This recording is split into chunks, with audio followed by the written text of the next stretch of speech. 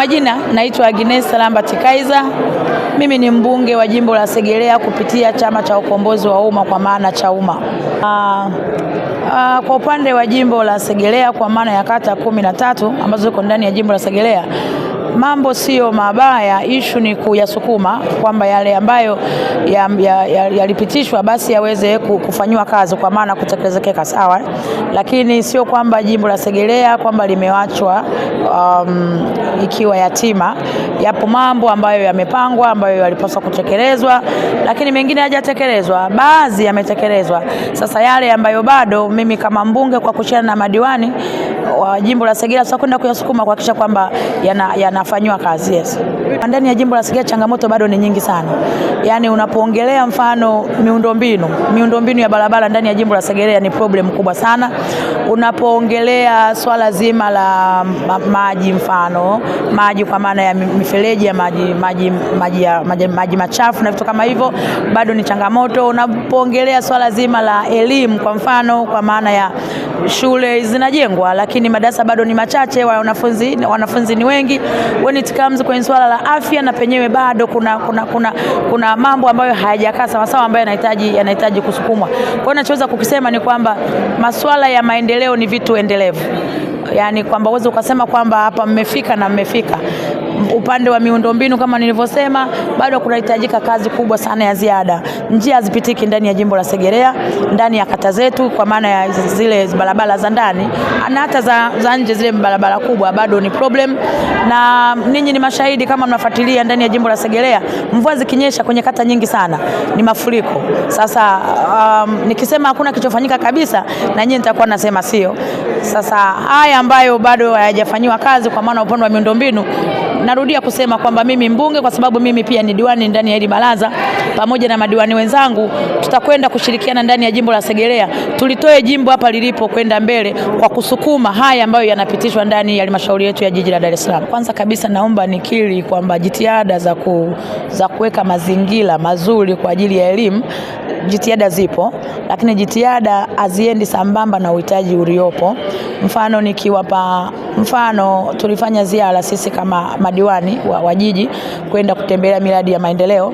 Tumefika kwenye baadhi ya shule, kweli unakuta shule zimejengwa ni magorofa safi kabisa, lakini ukiangalia shule zilizojengwa viasi wanafunzi ni vitu ambavyo haviendi sambamba. Tumefika maeneo tumekuta wanafunzi wanakaa kwenye kiti kimoja wanafunzi 6 kwa mfano, yani wanashare kiti kimoja wamekaa wanafunzi 6.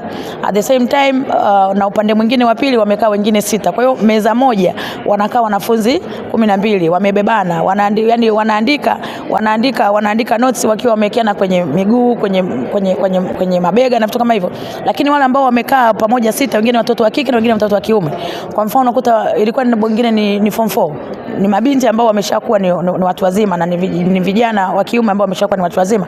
Unaweza ukaimagine mtoto amekaa chini ya mapaja ya mtoto wa kiume kwa mfano na ni wa kike. What do you think? Sasa yote hayo ni upungufu wa madarasa kwa sababu wanafunzi ni wengi lakini kiukweli kabisa madarasa ni machache. Kwa hiyo bado tuna changamoto sana ya kuongeza madarasa. Na mimi kama mbunge japokuwa ni diwani ndani ya hili jiji la Dar es Salaam, nimeona kwamba nina kazi kubwa ya kufanya napokwenda bungeni, kwa sababu halmashauri ya jiji la Dar es Salaam hawawezi kukidhi mahitaji ya wanafunzi walioko ndani ya jiji la Dar es Salaam.